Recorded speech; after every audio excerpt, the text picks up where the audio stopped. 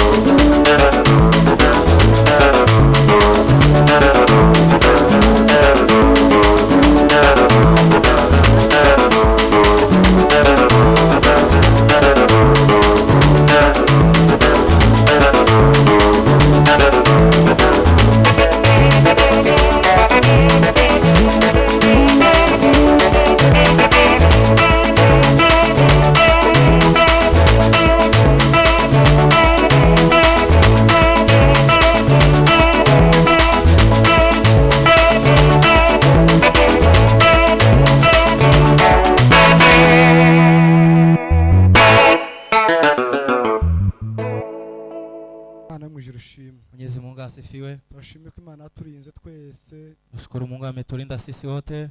Imana ihabwe icubahiro. Mwenyezi Mungu asifiwe. None nari mfite gushima.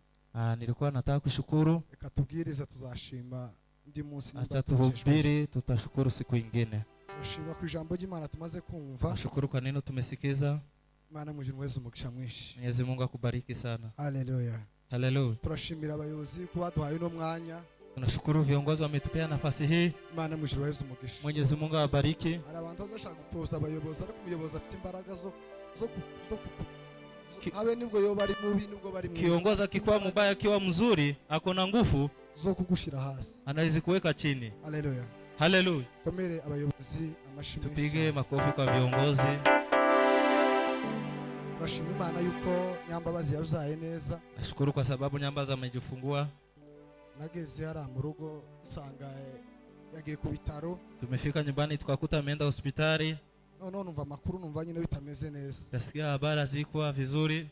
Ngira Imana ati Imana naje muri uru rugo rwa mudacogora numara utangiriza nakandi kavuyo. Nikasema nimefika kwa boma hii sitaki kelele nyingine. Ubiretse. Heri ungeacha yuko yazaye akaba afite umwana ari mu rugo. Mungu asifiwe kwa sababu ako na mtoto. Ka dusoma ijambo ry'Imana tasoma neno muri Timoteyo. Kitabu cha Timoteyo ibice 3 murongo wa 16. Sura 3 mstari wa 16. Dusome mu izina rya Yesu. Timoteyo wa kwanza. Shake Pastor Kapiteni nadufashe. Pastor atatusaidia kusoma.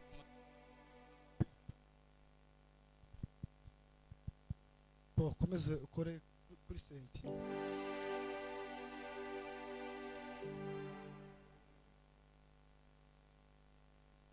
Gatatu 16 Timoteyo wa mbere. Timoteyo wa mbere ibice 3 murongo wa 16. Aduhaye iminota ariko arabandaza bango afite ibintu byinshi.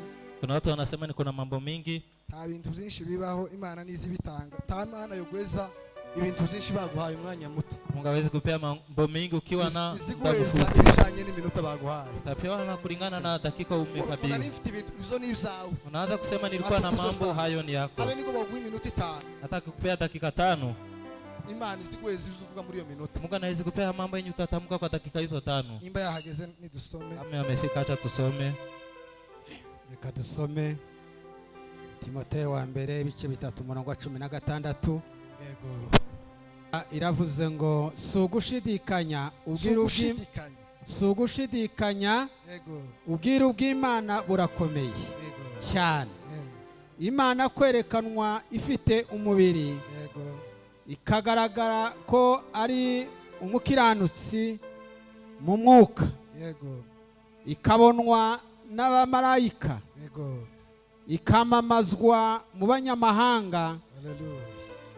Ikizerwa mu isi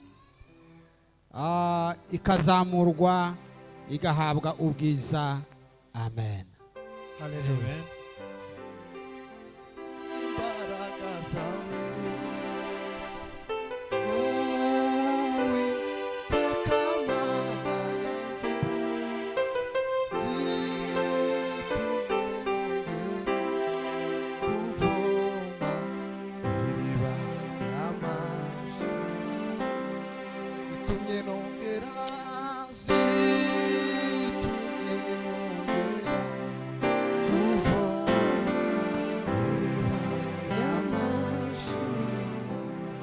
Imbaraga zawe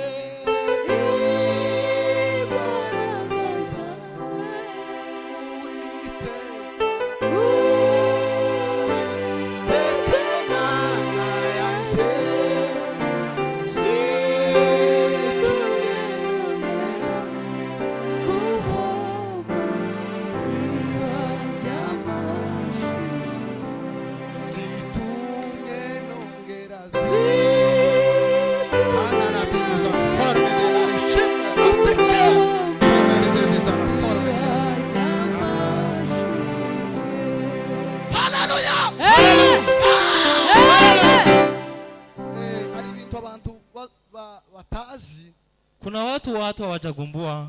Umuvuga butumwa uvuye kure. Mnenaje kutoka mbali? Ni umuntu wagiye agahura n'Imana. Ni mtu ametembea akapatana na Mwenyezi Mungu. wageze ahantu Imana iri Mwenye amefika pale Mungu anaishi, ikamuha icyo avuga. anampea mambo ya kusema. Uwo niwe muvugabutumwa uvuye kure. Huyo ndio mhubiri ametoka mbali. Umuvugabutumwa uvuye kure Mhubiri ametoka mbali. si kuku nziza avuye mu Buganda. Si kama hivi nimetoka nchi ya Yeah. Uganda. Sio hivyo. Wosanga Munyabuntu ari uvuye kure kurushaje. Unaweza kuta ndugu ndio ametoka mbali kuliko mimi. Hallelujah! Hallelujah! Hallelujah! Atukuzwe. Amen. Unyine hari itandukaniro ry'ubutumwa Kuna tofauti ya injili no kuzerera. na kuzurura.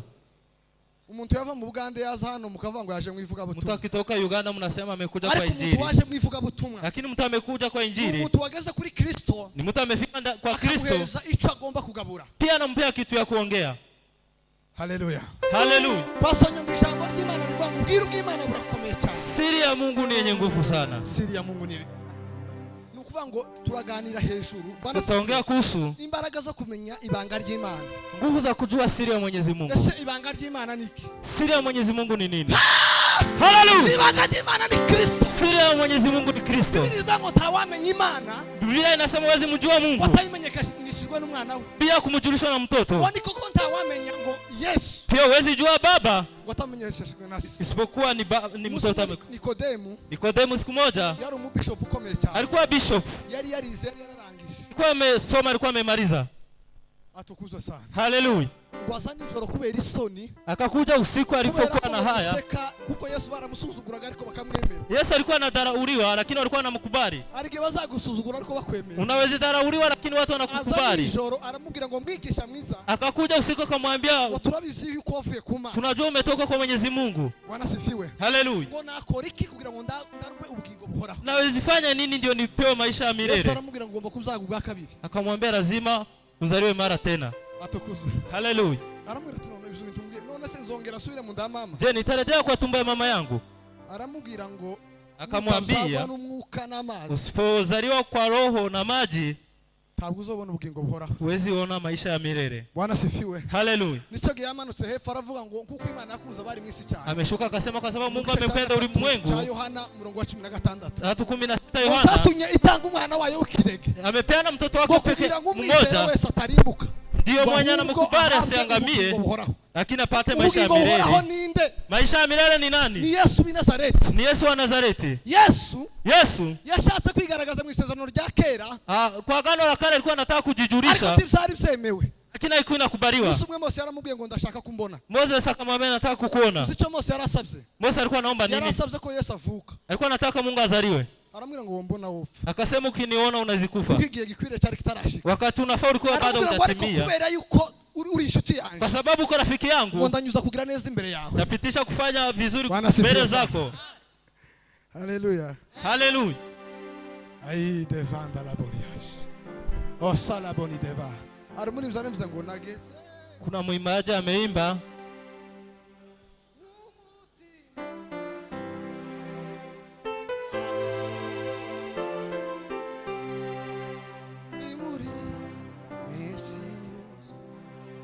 Yesu ni umucyo. Yesu ndiye nuru. Bamaze kubitubwira. Wameyasema. Yesu niwe mucyo. Yesu ndiye nuru. Uriya itandukaniro ry'abizera tofauti ya watu wa kuamini na wenye wajaamini. Impamvu bunyine botereka hano ku rugero nk'umusumari. Sasa wakiweka msumari hapa tuukandagire. Usipokanyaga nuko hari umucyo. Ni kwa sababu kuna nuru. Impamvu abapagani bazakora ibyaha. Kwa sababu wa fanya dhambi ntabwo ari kosa ryabo. Si shida zao. Kibaza babona. Hawaoni. None se nijoro hoba hari mu mwijima ukuntu. Kukiwa ni usiku. Bwana sifiwe. Amen. Mu mwijima ukuntu. Kukiwa usiku. Hanyuma bagatereka amasahani n'ibiki n'umwana. Wanaweka masahani mtoto. None se wa muntu akandaga wa muntu wo mugaya. Ukimgonga je huyo mtu naezimu. Nukuvuga rero abantu badatuze Kristo. Watu hawana Kristo. Naishuriwe ndabwirwa ngo. Nimefunuliwa nikawaambiwa. Iyo umuntu usakire Kristo nubwo mwakira none. Yesu ukimpokea hata kama leo. Ni ngombwa guhure n'intambara. Lazima upatane na vita. Yesu yaravutse ataragira icyo akora. Yesu amezaliwa bado kufanya kazi. Intambara za maziwa. Vita zikaanza. Ta Yesu mutubaho. Iyo apfuye gusa, ife kwakira Yesu Kristo n'umwami. Niyo mpamvu nakana kaza gatangira gusenga. Ukianza kuomba, kurya si wewe banga. Sio wewe unakataa. Banga Kristo. Kristo ndiye wanakataa. Haleluya. Haleluya. Kandi muzi icyo bamwangira. Ni kwa sababu gani wanamkataa? nuko iyo ageze ahantu azamurika, Akifika mahali anaangaza, Bwana sifiwe, haleluya, yamara kumurika anza kuonekana mambo chafu. ukuri iyo kuje Ukweli ukikuja, kuza kukwaka ibitari ibyawe byose, yanakuchukua mambo yenye si yako, kukagusigira ibyawe, yanakuachia mambo yako. noneho ukareba tese mbombe bino bintu bya Unaanza kusema, je, nenda hasara hizi vitu zangu? ku rugero nk'abantu bakora muri Kinyozi, ntanga urwo rugero, Kama watu wanafanya kwa kinyonzi, hakaza amafaranga y'ukuri yawe n'ayo mushahara, kuje pesa zako ari yuzo ugavura, yale yenye unapata kupitia njia zingine, none ukuri kuza kubira ngo yasa yawe, ukweli unakuambia hii pesa si yako, hanyuma sikamerika kubira ngo nta kibazo byose ariko asiye kakwambia kura zote. haleluya, Haleluya. bigatuma abantu banga ukuri, Na sababisha watu wakatae kubera ukweli, ko kubahomza, kwa sababu inawapeleka hasara. cyo kirumvikanye. Hayo mambo yanasikilizwa. Atukuze Bwana, Haleluya. haleluya. Haleluya. Rero Bibiliya yavuze ngo ubwire bw'Imana burakomeye cyane, Siri ya Mungu ni yenye nguvu. niba ukeneye kumenya Imana Ukitaka kumjua Mungu, ni ukumenya Yesu. ni kumjua mtoto wake. Atukuze. Haleluya. None se bamenya Yesu gute? Ni haja unazimjua. Mu Isezerano rya kera Agano la kale hari umwaka bagiraga ngo ni yubile, kuna mwaka ulikuwa unaitwa hivyo, wari umwaka wo kubatura abantu. ilikuwa ni mwaka wa kutakasa watu, Bwana sifiwe. kuwatoa kwa utumwa. Bakabwira abantu bose, Alikuwa anaambia watu wote, uyu mwaka nimba wari imbata, kama ulikuwa mtumwa, wemeye kubatuka. lazima utakuwa utatoka Hakaba kwa abantu utumwa. bavuga ngo twebwe si tubatuka, Wengine walikuwa wanakataa. bakavuga ngo kubera yuko wanze Kwa sababu umekataa, tugiye kugutobora amatwi. tutatoboa masikio. Nakwe turi mu mwaka w'imbabazi, Pia tuko kwa mwaka wa rehema. turi mu mwaka w'imbabazi, Tuko kwa mwaka wa turi rehema. mu kubwira abantu ngo nibabatuke. Tukiambia watu watoke kwa utumwa. Haleluya. Haleluya. Bakanga ngo turakomeza tubimbata. Watu wanasema tutaendelea kuwa watumwa. Haleluya. Haleluya.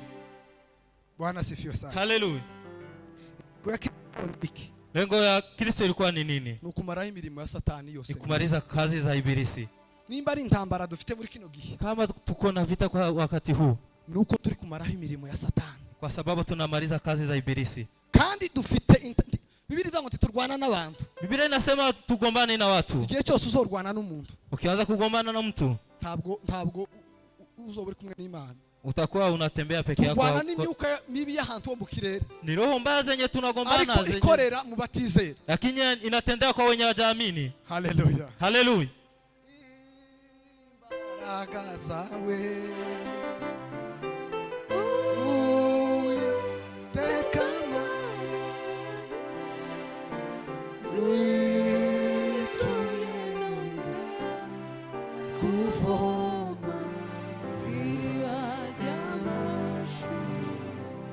zitumye nongera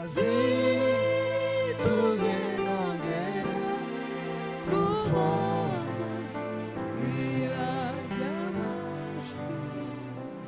Bibiri zitubwira ngo igihe gikwiriye gishitse, Biblia inasema wakati wenye unafaa, Imana yohereza umwana wabyawe n'umugore Mungu akamtuma mtoto aliyezaliwa na mwanamke, wavutse atwarwa n'amategeko amezaliwa kiongozwa na sheria, kugira ngo acungure. ndiye akomboe. Haleluya. Haleluya. Umuntu wese, Kila mtu. uko Yesu yaje ku mpamvu yawe ubwite. Yesu amekuja kwa sababu yako. Yesu Yesu urimo yaje gukora gusa kazi amekuja kufanya n'umwe, ni kazi moja tu, ni uwo kwizera uwo yatumye, ni kumwamini ule mwenye ametuma. kandi icyo kintu gusobanura kubera ko ari inyigisho abantu barimo kubisobanura nabi. Kuna vile watu Tugomba siku hizi kubisobanura wanaanza ibintu neza. Bwana sifiwe. Amen. Ubundi hari ibintu bitatu, Kuna mambo matatu. hari uguhumekerwa, hakaba kumurikirwa, Kuna kuangaziwa hakaba no kwezwa. na kutakaswa. Iyo utarakora ibyo bintu bitatu, Kama hujafanya mambo hayo matatu, nta murimo wo kwizera uba ufite. hauna kazi ya kuamini. Bwana sifiwe. Haleluya. Biriza ngo umunsi Yesu azuka, Wakati Yesu amefufuka, abahumekera mwuka wera, akawapea roho, ngo abungura ubwenge, akawazidisha akili, ngo basobanukirwe ibyanditswe. ndio wapashe kujua yale Kuko nta kintu yameandikwa. gikenewe, hakeneye kugura abantu ubwenge ngo basobanukirwe ibyanditswe.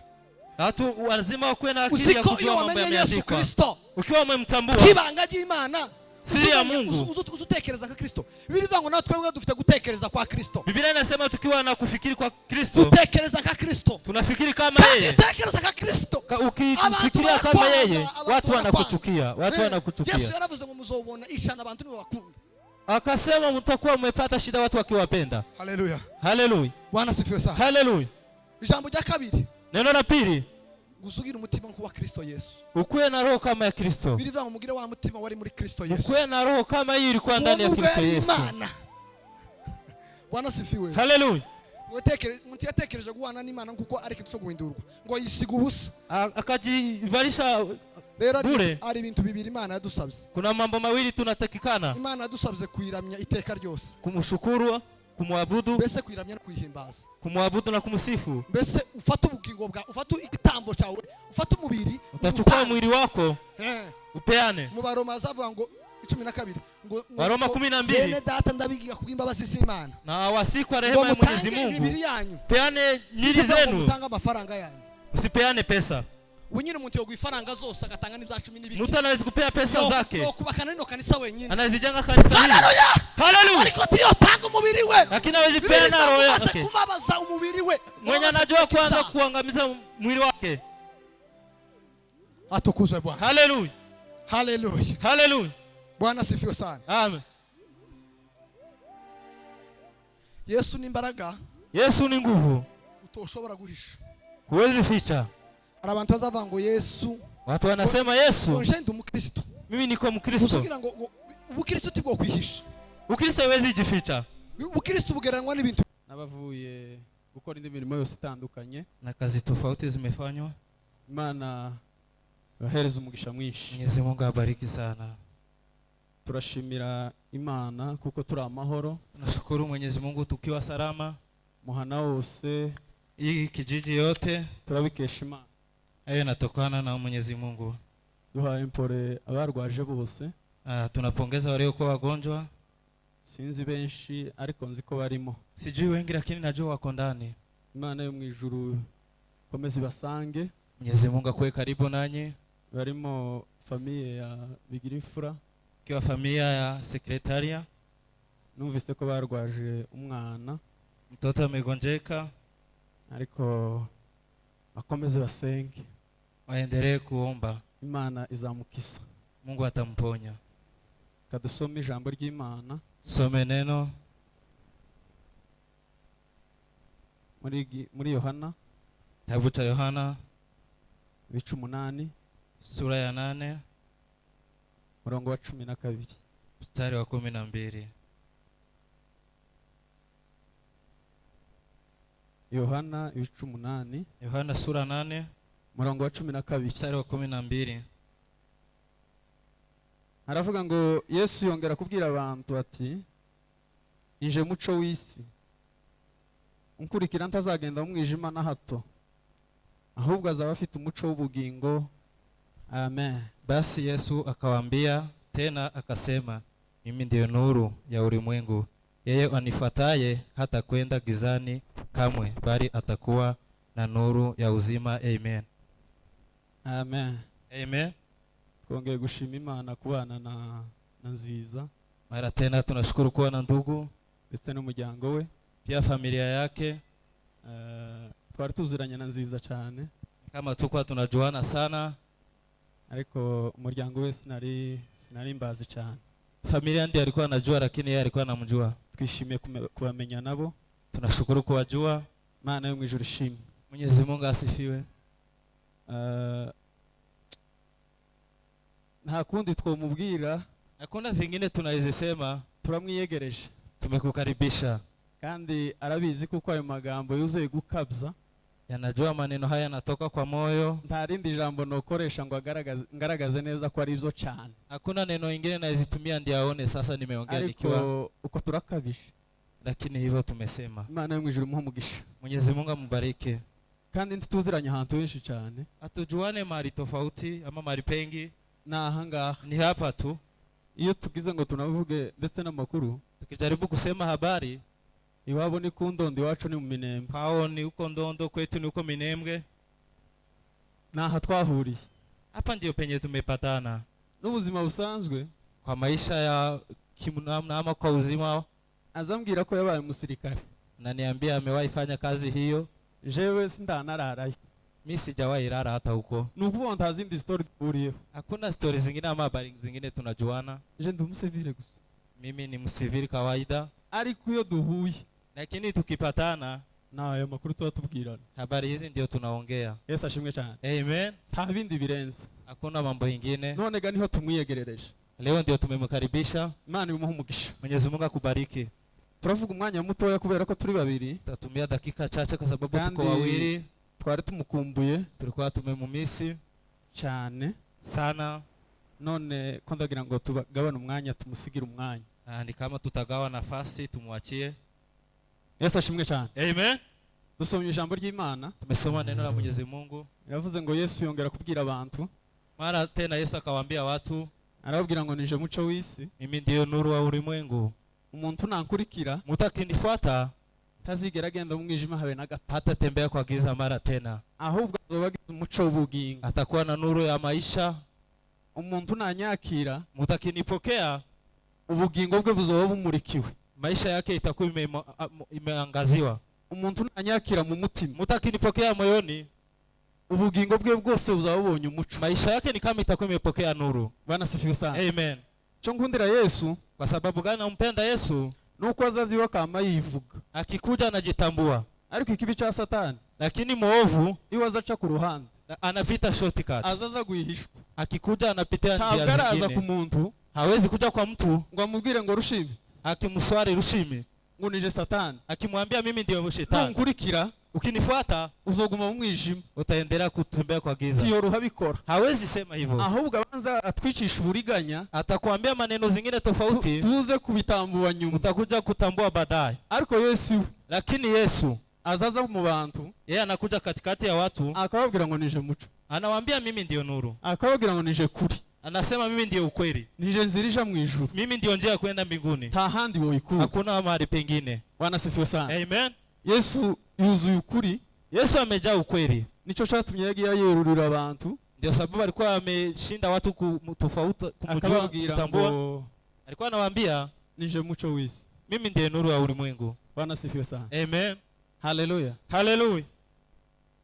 Yesu yaje mu isi asanga iba mu mwijima, Yesu amekuja duniani akakuta kuna kandi uwo giza, mwijima bavugaga si uyu wa nijoro, na hiyo giza si ya usiku, kuko n'uyu muco wo kumanywa wari uhari. hata hii nuru ya mchana ilikuwa pia. Ahubwo yasanze isi yuzuye ibyaha, Ulimwengu ulikuwa umejaa dhambi, asanga ubugingo bwarapfuye, uhai ulikuwa umeharibika, asanga ulikuwa ibyaha byabaye nk'umuco. dhambi zilikuwa zimekuwa kama nuru. Nta byiringiro abantu bari bafite byo kuja mu ijuru, Watu hawakuwa na tumaini ya kwenda mbinguni, kubera kuko ayo makuru batari bayafite. habari hizo hawakuwa wanajua. Bakoraga ibyaha nk'abakora Walikuwa neza, wanafanya dhambi kama watu wanatenda ariko vizuri, ngo hagere lakini wakati amefika azanira ijambo, akaleta neno hii, arababwira ngo kumumbona akawaambia vile mnanitazama ndimo ndamurikira isi mimi naangaza ulimwengu, kugira ngo abantu bongere kandi bakire ubugingo, ndio watu tena wapate maisha ama abantu uhai, bongere bunamuke mu byaha. watu watoke kwa dhambi. Ni ukuvuga ngo umwijima wari uhari, Pia giza ilikuwa n'ibyaha abantu bagenderagamo, ni dhambi watu walikuwa wanatembea ndani, n'ibyaha abantu bakoraga. ni dhambi watu walikuwa wanatenda. Bwana sifiwe sana. Amen.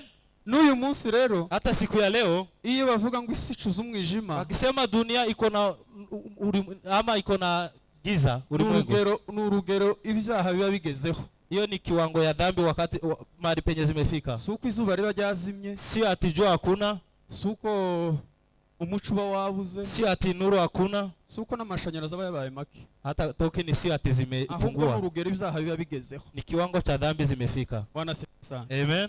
Yesu niyo muco. Yesu ndiye nuru. Iyo ageze mu muntu gutya, Akifika ndani ya mtu, umuntu wenyine aza kosoreka. mtu wewe mwenyewe huwa anajibadilisha. Yesu ashimwe cyane. Amen.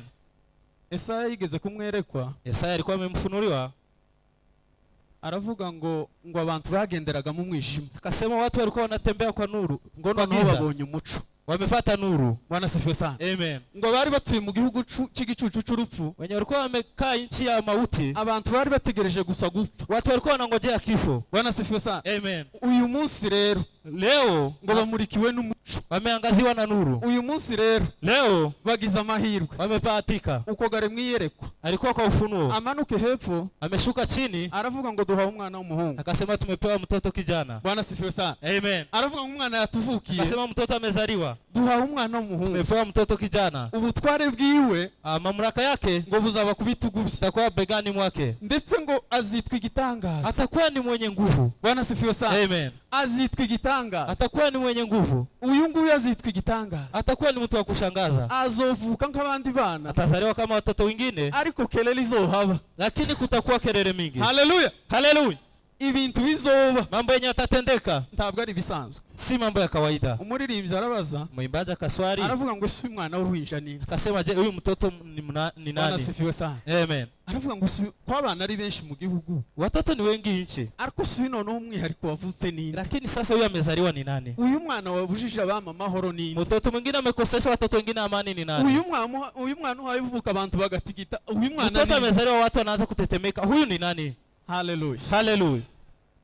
Azitwa igitangaza. Uta ni mwenye ajabu. Uyu mwana ninde? Huyu mtoto ni nani? Uhaye uvuka nk'abandi, Anazaliwa kama watoto wengine, ariko abami ku ntebe bakaza bishagaye. lakini wengine kwa vitu wanaanza kutetemeka. Yesu ashimwe cyane. Haleluya. Aramusubiza ngo Akamjibu, ngo ni umuremyi w'isi yose. yeye ndiyo muumbaji wa mbingu na ulimwengu. Umwana w'uruhinja ni umuremyi w'isi yose. Mtoto amezaliwa, yeye ndiye ameumba dunia. Bwana sifiwe sana. Haleluya. Uyu mwana w'uruhinja ni Mtoto huyu mwenye amezaliwa ni nani? ni Yesu waremye ijuru n'isi. Akasema ni Yesu ameumba mbingu na dunia. Aje mu isi nk'umuco. Amekuja mbinguni kama nuru. Nico gituma umuntu iyo yakiriye Yesu, Ndio sababu ukimpokea Yesu, sare naratangaye. nimeshangaa. Ba Herode bazahinda umushitsi. wanatetemeka. Kwakira Yesu umutima wawe, Kupokea Yesu ndani mwako, ukazumva nkaho imbaraga zashize. unasikia ni kama umepungukiwa na nguvu. Bijya byagusakuriza ukumva birashize. Mambo yenye yalikuwa na kuchokesha unakuta Abami imeisha. bari bakuyoboye ukumva bacitse intege. Wengine walikuwa na kuongoza, nasikia wameanza kukata tamaa. Bwana sifiwe sana. Amen. Abakundaga kukugenderera, Watu walikuwa wanakutembelea, ibitekerezo wagiraga mafikiria ulikuwa nazo bigahinduka byose, yanabadilika yote, kubera kuko hari umuco kwa wakugeza, sababu kuna nuru imeingia ndani kubera mwako. kuko Yesu yageze mu mutima, Yesu akifika moyo, azahindura ibyagoye umutima. anabadilisha yale alikuwa amesumbua moyo. Azabyiga ba Herode. Huwa na msongesha ama anatoa vitu zingine. Bwana sifiwe sana. Haleluya. Azabyiga ba Herode. Huwa anasumbua watu wengine ama anatosha Abantu anatoa bakara- watu wengine. Mu mutima ibyaha wasanganwaga Ukiwa na dhambi ndani mwa moyo, bigashira. zinaisha. Ikiburi wagiraga Ukiwa na kiburi, kigashira. inaisha. Ururimi rubi wagiraga Kama ulikuwa unaongea vibaya, rugashira, unaanza kugeuka, kubera kuko ubuzima bwawe kwa sababu maisha yako hari ayandi makuru bwakiriye, kuna habari zingine imepokea, hari ikindi cyerekezo buhawe, kuna direction nyingine imepewa, buvuye mu isi y'umwijima, umetoka ulimwengu wa giza, buvuye mu isi yo kutamenya, dunia yenye si ya kujua, bukaja mu isi yo kumenya. naenda dunia ya kujua. Bwana sifiwe sana. Haleluya. Iyo Yesu yinjiye mu muntu rero, Yesu akiingia ndani mwa mtu, haza hakoreka ibintu byinshi, kunatendeka mambo tofauti. ariko reka mvuge nka bibiri gusa. Tasema kama mawili peke yake. Bwana sifiwe sana. Haleluya. Ngo umuntu azamenya ibyaha yakora, Mtu anajua dhambi anatenda, umuntu azayimenya wenyine, mtu anajitambua mwenyewe, umuntu akirega, mtu anaanza kujishitaki. ukibaza ngo si iminsi yose wabagahe. Unajiswali, hizi siku zote ulikuwa wapi? Yesu ashimwe cyane. Amen. Umuntu azabona ibyaha bye kuruta iby'abandi. Mtu anaona dhambi zake kuliko dhambi za wengine. Bwana sifiwe sana. Haleluya. Umuntu azabona amakosa yiwe kuruta y'abandi. Mtu anaona dhambi zake kuliko za wengine. Ikiza gituma tuguma kubona amakosa y'abandi, Kwa sababu gani? Tunaona tukabona wengine ibyaha wanatenda by'abandi, vibaya ama dhambi za wengine, tukaganira ibyaha by'abandi, tunaongea dhambi za wengine, twebwe tukagaragaza ko dukiranutse. sisi tunaona kama sisi ni wenye Hari umwijima tumeokoka. dusangiye. Kuna hiyo giza tumechangia. Bwana sifiwe sana. Amen. Umuntu akagera havuga Unafika kiwango ya kusema, ngo nje iyo nkoze kino kintu, mimi nikifanya kitu hii, ngo n'umutima ntuzi uncira urubanza. hata moyo haiwezi nishitaki. Bwana sifiwe sana. Haleluya. Uragucira urubanza hari mu iki? Kitakushitaki, je, kuna nini? Bwana sifiwe sana. Haleluya. Ndetse akirata akavuga ngo nje ngo umutima kino kintu ntuzi unciraho. Anaanza kujivuna, mimi moyo hainishitaki.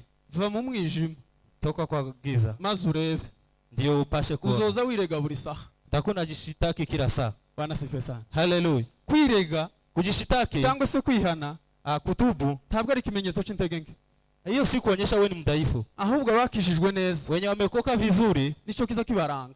Hiyo ndio inaoneshana abari mu mwijima wenye wako kwa giza musabe barantangaje. wamenishangaza. Azaja kwirega akavuga ngo agiye kwimena inda. Anasema ni kama kujipasua tumbo akienda kutubu. Umukiranutsi we akavuga ngo ninguma n'icaha, Mwenye yake anasema nikiendelea kuwa na dhambi ngo niho mfite akaga gakomeye. niko hatarini kuliko mambo zingine. Mwumva abo bantu babiri, Sikia hao watu wawili kandi uko turabana hano, pia tunaishi hapa, ariko ikiza kibatandukanye, lakini tofauti yao, umwe afite umuco, mmoja ako na nuru, undi afite umwijima. mwingine ako na giza. Bwana sifiwe sana. Haleluya, Haleluya. haleluya. Umuntu ufite neza Yesu Kristo Mtu akiwa na Yesu Kristo azayirege batamubajije, anazitubu bila kumuuliza, azabona ibyaha byiwe kuruta iby'abandi. anaziona dhambi zake kuliko dhambi za wengine. Umunsi Yesaya abona Imana, Wakati Yesaya ameona Mungu, ngo yarebye mu ijuru, ametazama mbinguni, ngo abona yicaye ku ntebe, akamwona amekaa kwa kiti, wizungurutswe n'abaserafi, waserafi walikuwa ngo bafite amababa atandatu, walikuwa na mabao 6. Bwana sifiwe sana. Haleluya. Ngo abiri yari ku mutwe, abiri yari ku maboko, Kichwani, mikono, abiri yari ku maguru, miguu 2 pia. ngo buri wese ngo hayavuga ijambo rimwe. Kila mmoja alikuwa anasema neno moja tu. Bakabwira mugenzi wiwe, Alikuwa anaambia mwenzake, akamubwira ngo uyu Uwiteka Nyiringabo, akasema huyu Mwokozi Mungu ngo arera. ni mwenye haki, ni mwenye haki. Bwana sifiwe sana. Amen. Uyu nguyu nuwera. Yeye ni mwokovu, ni mwenye haki, ni mwenye haki. bari bafite, Hakuwa na kitenzi ingine, nta n'ikindi gitekerezo bari bafite, hawana nia ingine, nta yindi ndirimbo yari ihari, hawana nyimbo ingine. bahoraga basingiza Uwiteka bakavuga ngo arera. Alikuwa anamsema yeye ni mwenye haki, ni mwenye haki. None ngo Yesaya abarabutswe. Yesaya amewatazama. Bwana sifiwe sana. Amen. Ngo yamavuga ngo mbonye ishano, Akasema mimi niko hatarini. kandi cyantangaje Ni nini imenishangaza? nuko Yesaya yari asanzwe ari umuhanuzi, Pia alikuwa yeye ni nabii, yari asanzwe ari umukozi w'Imana, alikuwa ni mtumishi wa Mungu, ariko ngo apfe kubona Imana gutya, lakini amemfunuliwa Mungu. aravuga ngo mbonye ishano Yesaya, Akasema niko hatarini mimi ndetse Yesaya, ndanapfuye, hata ni kama niko kubera ko kukufa, iminwa yanje kwa sababu ndangije midomo neza, yangu ndayireba, nimetazama vizuri, mbona iranduye, nikaona niko na uchafu. habe naho ntuye, Hata penye naishi ngo ni hagati y'abaminwa yanduye. ni watu wenye wajaokoka. Bwana sifiwe sana. Amen. Haleluya. Amen. Aho ntuye, Penye naishi iminwa yanje midomo zangu iranduye, iko na uchafu, tikwiriye, haifai, kubera kuko imurikiwe gusa n'umuco. kwa sababu alikuwa ameangaziwa na Yesaya nuru. abona amafuti yiwe yose. Yesaya akaanza kujitambua. Bwana sifiwe sana. Amen. Kandi yari asanzwe ari umukozi w'Imana, Alikuwa yeye ni mtumishi wa Mungu, kandi yari asanzwe yerekwa. alikuwa pia anafunuliwa. Bwana sifiwe. Amen. Ariko ngo apfe kumurikirwa gutya, Lakini ameangaziwa, yamavuga ngo yo, akasema je, ukunda apfuye ni birarangiye, kama nimekufa, keretse isipokuwa imbabazi z'Imana gusa. rehema za Mwenyezi Mungu. Bwana sifiwe sana. Amen. Marayika ngo aramanuka, Malaika akashuka, ngo azana ikara ry'umuriro, akachukua ngo amukoza ku munwa, akampitisha mdomoni, aramubwira ngo ibyaha byawe byose akamwambia dhambi zako zote birababariwe, umesamehewa, ibyaha byawe byose, dhambi zako zote, ibyaha wari ufite, yale yenye ulikuwa nayo dhambi ngo birashize. zimeisha. Aha rero Hapa sasa niba ukiba umuntu w'ingenzi, ndio sasa umekuwa mtu niba ukiba wa umuntu maana, ukwiriye, ndio umekuwa mtu wenye anafaa. Biblia izitubwira, Biblia inasema ikavuga ngo hahirwa umuntu umwe gusa, ni heri mtu mmoja ngo hahirwa umuntu wababariwe ibyaha bye, mwenye amesamehewa dhambi zake. Bwana sifiwe sana. Haleluya. Hahirwa umuntu wababariwe ibyaha bye, Ni heri mwenye amesamehewa dhambi zake, ndetse ngo n'ibicumuro bye bikamukurwaho. hata dhambi zinapasha kuondoka. Uwo muntu Mtu huyo ni uw'agaciro gakomeye. ni mtu wa dhamani sana. Bwana sifiwe sana. Amen. Uwo muntu ahagaze nk'ahariya kuri iriya bafure, Akiwa amesimama hapo, arahenze kuturusha twese. ni mtu wa dhamani kuliko sisi wote. Gerardine araririmba, Geraldine akaimba ngo pia, aho uzoza umusanga hose, penye utamkuta popote uwo muntu nguze umukubitira urusaku. utakuwa unatoa heshima kwake. Haleluya. Haleluya. Uwo muntu nguze umwemera, Utakuwa unamkubali, kuko ngo nta kintu, nta muvumo uzumufata, hawezi, nta muvumo uzumufata, laana iwezi mfikia, nta muvumo n'umwe womugeraho, hakuna laana inawezifika kwake, kuko ngo nubigerageje, hata mwenye amejaribu ngo ntaza kugubwa neza. huwezi ishi na amani. Bwana sifiwe sana. Haleluya. Uwo ni umuntu wababariwe ibyaha bye, Huyo ni mtu amesamehewa dhambi uwo zake, ni umuntu wakuweho ibyaha. ni mtu ameondolewa dhambi. Ariko urimo gusanga ubu nyine Lakini unakuta siku hizi abantu bafumbasa ibyaha, watu wameshikilia dhambi, nka kujya kufumbasa akana gatoya mu mbeho, ni kama uko na mtoto mdogo kwa baridi, ukibaza unajiswali ese karagirira nde nabi, ni nani anatendea vibaya? ese uyu nguyu Je, huyu uguha witurikirizaho ikibomba, ni kama kujilipua kisasi. ubuzima bwiwe ninde bawufatikanije? Maisha yake kuna mtu anachangia. Bwana sifiwe sana. Haleluya. Kuva mu byaha Kutoka kwa dhambi ni ugukira urupfu. ni kuokoka kifo. Kuva mu byaha Kutoka kwa dhambi ni ugukira urupfu. ni kuokoka kifo. Ni ukuva mu rupfu Ni kutoka kwa kifo ukaja mu bugingo, unaingia kwa uhai. ukaja mu buzima. Unaingia kwa uhai. Yesu ashimwe cyane. Haleluya. Ikintu cya kabiri, Kitu cha pili, umuntu wahishuriwe Yesu mtu amemfunuliwa Yesu ntazigera yoba inzira yo kuja mu ijuru, hawezi potea njia ya kwenda mbinguni. kuko Yesu azaza imbere ye Yesu akikuja mbele zake akamubwira ngo ni jewe nzira, anamwambia mimi ndiyo njia, ni jewe kuri, mimi ndiyo ukweli, kandi nije bugingo. mimi ndiyo uhai. Ntawuja kwa data Hakuna mwenye anaenda kwa Baba atarije umujanye. isipokuwa ni mimi nampeleka. Bwana sifiwe sana. Haleluya. Nta yindi nzira y'urukatiriza Hakuna njia nyingine yenye unaweza pita kando, wigire neza cyangwa wigire nabi, ujifanye vizuri ama vibaya, unyemere cyangwa unyange, unikubali usiponikubali, nije nzira. mimi ndiyo njia. Bwana sifiwe sana. Haleluya. Iyo presentation Hiyo kujitambua ama kujiongea nta handi twoyibona. hakuna mahali pengine tunaweza ipata. Tuzumve cyangwa ntituzumve, Tuyasikie tusipoyasikia, Yesu niwe nzira Yesu ndiyo njia, kandi niwe mushorera. yeye ndiyo kiongozi, Azagenda amurikira abantu. anaenda kiangazia watu. Abanyisirayeli bava muri Egiputa Wana wa Israeli wakitoka nchi ya Misri bagitangira ubutayu, walianza jangwani. ngo Uwiteka yakoze ikintu gikomeye. Mwokozi amefanya kitu cha Ngo ajabu, yemereye kubaja imbere. amekubali kuwaenda mbele. Haleluya. Haleluya. Yemeye kubayobora Amekubali kuwaongoza mu buryo bubiri. kwa njia kama mbili. Aravuga ngo kumanywa ngo yageze abagendera imbere, Mchana alikuwa anatembea mbele ngo mu nkingi y'igicu, akiwa kama ni nuru. ngo ijoro ryafata, Usiku pia ngo n'ubundi agakomeza akabagendera imbere pia alikuwa anatembea mbele, mu nkingi ngo y'umuriro, pia akiwa kwa nuru ya moto, kugira ngo abashe kubamurikira, ndiye apashe kuangazia. kugira ngo abashe izo ntambara zose umuntu yohura nazo, Hizo vita unazipatana, zomugora cyane, inaweza kuwa ngumu kwako, bigatuma yifuza gusubira mu byaha, unaanza kusema heri nirudi kwa dhambi, bigatuma areka urugendo yari afite, unaacha safari yenye ulikuwa nayo kubera kuko yabuze umuco kwa sababu amekusa nuru umumurikira inzira, yenye itamwangazia njia, imushorera, yenye itamuongoza ikamugeza i Kanani. inamfikisha nchi ya Kanani. Yesu ashimwe cyane. Haleluya. Bwana sifiwe. Haleluya. Haleluya. Haleluya. Turarangije Tumetamatisha, kugira ngo n'abandi bakomerezeho. ndio wengine waendelee. Ijambo dushaka kuvuga ni iki? Neno tunataka kuongea ni hii. Yesu yongera kubwira abantu. Yesu yongera kubwira abantu. Yesu akarudi tena kuambia watu. Bivuga kuko atari ijya mbere yari abitangaje. Inamaanisha si mara ya kwanza alikuwa anawaambia. Bivuga kuko atari wenda simpamya ko ari ijya kabiri. Hata si mara ya pili. Ariko izo arizo zose ikiwezekana ni irya kenshi. Ilikuwa ni ya mingi. Abivuga kuko yonge ari umuco. Akasema yeye ndiye nuru. Abantu benshi barabihamya mu gitabo. Watu wengi wakakusudia kupitia vitabu. Bwana sifiwe sana. Amen.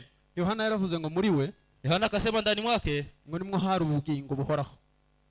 Ndani yake kulikuwa uhai ya milele. Kandi ngo ubwo bugingo pia uhai ngo bwari umuco w'abantu. Ilikuwa ni nuru ya watu. Bwana sifiwe sana. Haleluya. Ubwo bugingo yazanye, hiyo maisha amekuja nayo, bwari umuco kugira ngo bumurikire abantu. Ilikuwa nuru ya kuangazia watu. Kugira ngo abantu bave mu mwijima, ndio watu watoke kwa giza baje mu muco, waende kwa nuru. Hari ikibazo umuntu yo kwibaza. Unaweza jiswali kubera ikuza abantu baza bumva ibintu wende ubuzumva. Kwa sababu gani watu wanasikiza vitu lakini wewe usisikia? Bwana sifiwe sana. Haleluya. Kubera ko abandi baza baje gusenga wewe ntugende. Kwa sababu watu wengine wanaenda kuomba lakini wewe je, uende? Kubera ko abandi baza bita ku ijambo ry'Imana wewe ntugiteho. Kwa wengine wanasikiza neno kwa makini, wewe mbona? Kandi murangana. Mnatoshana. Tureke kuvuga abantu baratana mu myaka. Tusipokuwa tusema watu huyu ni kwa miaka, Bwana ni mkubwa kuliko mwingine. Haleluya. Haleluya. Kubera ko abandi baza bakunda ibintu wewe ntubikunda. Kwa sababu watu wengine wanapenda vitu lakini wewe unakataa. Ico ni ikibazo umuntu yo kwibaza wenyine. Lazima ujiswali hiyo swali. Bwana sifiwe sana. Haleluya. Umuntu yamaze kumurikirwa n'umuco wenyine, ukiwa umeangaziwa na nuru, azahaguruka ntawe umubajije. Unasimama bila kuulizwa. Azahaguruka ntawe umubwiye. Unasimama bila kuambiwa. Igitabo c'indirimbo za Salomo, kitabu cha Mhubiri ama nyimbo za Mhubiri, biza bivuga ngo umugeni, mgeni ngo yafashe,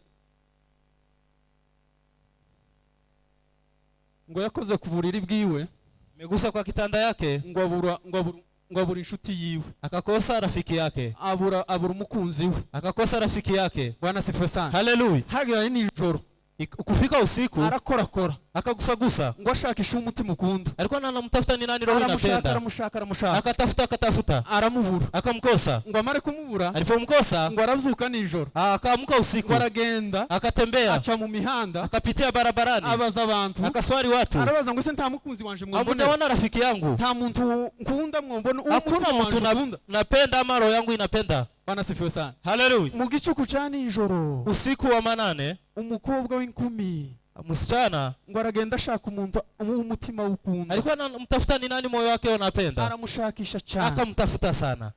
ngo ageze hanze ahura n'abarinzi, alipofika nje akakutana na walinzi, ngo arababaza ngo ese akawasari, je, timwombonera umutima wanje ukunda, hamjaona mtu mwenye moyo wangu unapenda? Bwana sifiwe sana. Haleluya. Haleluya. Haleluya. Baramubwira ngo ntawe twabonye, wakasema hatujamuona, ntawe twigeze tubona, hatujamuona. ngo arabihorera, akaachana nao, ngo aragenda aratambuka gato, akaendelea, ngo ageze imbere, kufika mbele, ngo aramubona, akampata. Bwana sifiwe sana. Haleluya.